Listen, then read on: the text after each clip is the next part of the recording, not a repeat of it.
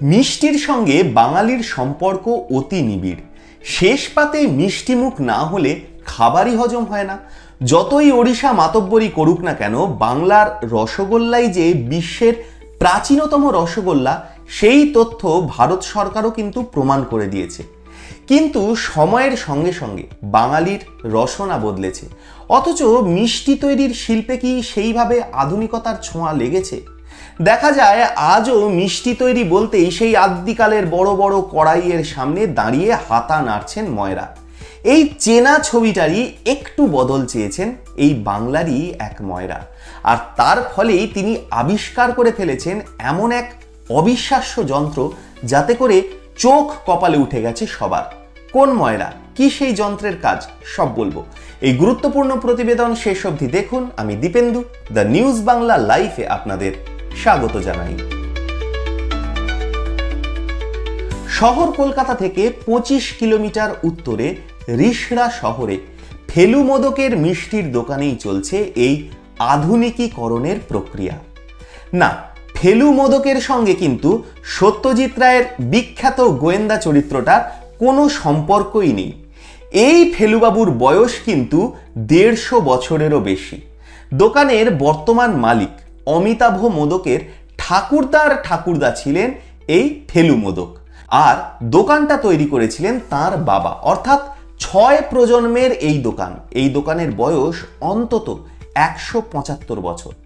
এই দোকানের মিষ্টি খেতে ভালোবাসতেন স্বয়ং রামকৃষ্ণ পরমহংসদেব। সেই জনপ্রিয়তা আজ এত বছর পরেও কিন্তু অক্ষুণ্ণই রয়েছে। প্রাক্তন প্রধানমন্ত্রী অটল বিহারী বাজপেয়ী, প্রাক্তন রাষ্ট্রপতি প্রণব মুখোপাধ্যায়, রাজ্যের মুখ্যমন্ত্রী মমতা বন্দ্যোপাধ্যায় প্রত্যেকেই ফেলু মোদকের মিষ্টি খেয়ে রীতিমতো প্রশংসা করেছেন। বংশের রীতি মেনে দোকানের হাল ধরেছেন বর্তমান প্রজন্ম অমিতাভ মোদক, তবে তিনি সম্পূর্ণ চেহারাই বদলে ফেলেছেন। ইঞ্জিনিয়ারিং পাশ করে অমিতাভবাবু ভাবলেন তার অর্জিত শিক্ষাকে কাজে লাগাবেন নিজের দোকানেই। যেমন ভাবা তেমন শুরু হলো কাজ। রাবড়ি থেকে রসগোল্লা, পান্তুয়া অথবা জল ভরা সন্দেশ সবই তৈরি হয় এখন স্বয়ংক্রিয় যন্ত্রের মাধ্যমে। হ্যাঁ, পৃথিবীতে প্রথম রসগোল্লা পাকানোর যন্ত্রটাও তৈরি করেছেন এই অমিতাভবাবুই। যন্ত্রের মাধ্যমে মিষ্টি তৈরি হওয়ায় যেমন তার গুণমান একই থাকে, তেমনি পরিচ্ছন্নতার দিকেও নজর রাখা যায় পুরো দমে।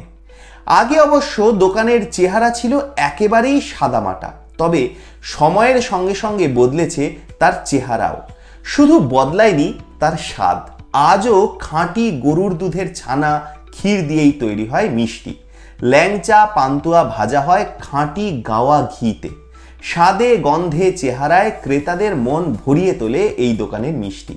এমনকি আন্তর্জাতিক বাজারেও পৌঁছে গিয়েছে ফেলু মোদকের খ্যাতি।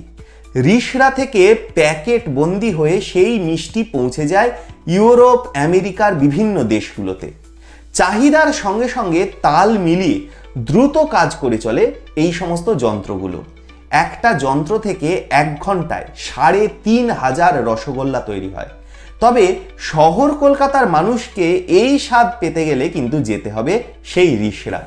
খড়দা শ্যামসুন্দর ঘাট থেকে গঙ্গা পেরিয়ে একটু বাঁদিকে গেলেই জিটি রোডের উপর শীতাতপ নিয়ন্ত্রিত ছিমছাম দোকানটা দেখতে পাওয়া যাবে।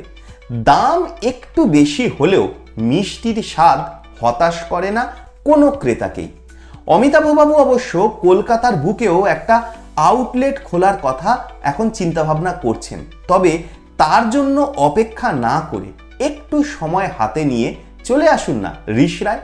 গঙ্গার ধারের পরিবেশের সঙ্গে 175 বছরের ঐতিহ্যশালী দোকানের মিষ্টির স্বাদ সত্যি মন ভরিয়ে দেবে।